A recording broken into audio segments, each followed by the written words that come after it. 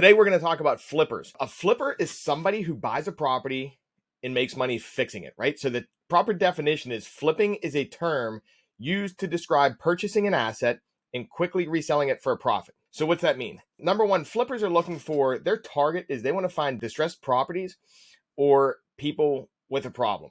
So first we need to look at that. It's like, okay, if I'm flipping a house, what am I looking for? You got to determine what your target is. What we're looking for when flipping a house is people with financial problems. They might have lost their job or they just can't afford to make their payment and they're losing their house, maybe pre-foreclosure, going into foreclosure, things like that. Like they're losing the house, can't afford it. Most of the time that property is going to be distressed because they don't have the money to fix it anyways.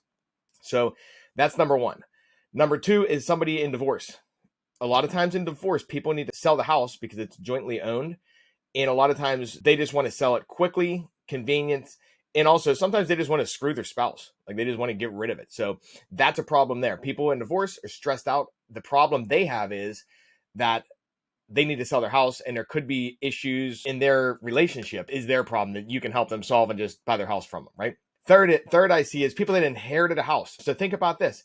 Say Joe's out there working 9 to 5, paycheck to paycheck, and can barely make his bills. And then he inherits a house from his parents, which most people think inheriting a house is a good thing, but he inherits his house, right? And what comes with that is all the taxes, all the utilities, all the insurance. But more importantly, most houses that you inherit haven't been updated for like 30 years. So now if he wants to sell this house, he's got to come up with 30, 40 grand to fix the house to even get it ready for the market. So a lot of times people inheriting a home is actually a really big problem for them because they inherit it, but now they just inherited a problem, especially if they're paycheck to paycheck and don't have a lot of financial means, right? Other type of people are landlords. Try to be landlords. They might have 1 or 2 properties and haven't built out processes. They rent to the wrong people.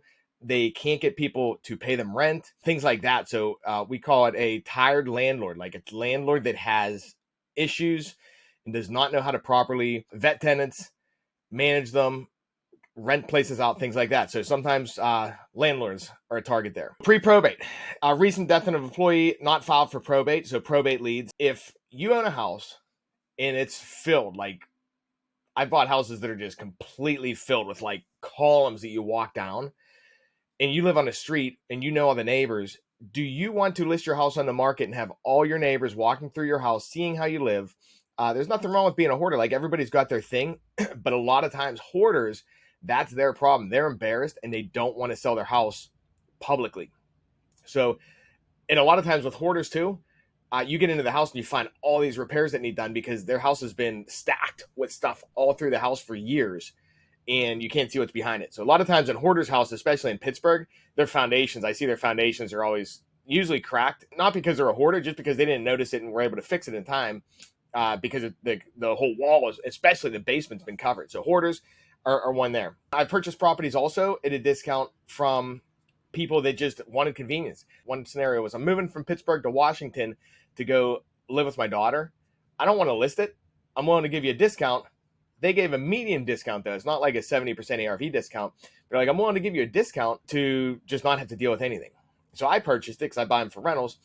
So that might have been like 85% ARV, maybe 90% instead of 70%. But that is also a distressor depending on the dispos, right?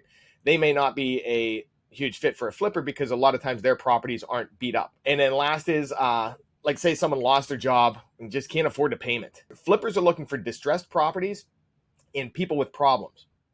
A flipper is looking to purchase a property, fix it, and sell it for a profit. So in a sense, flippers are creating money out of thin air.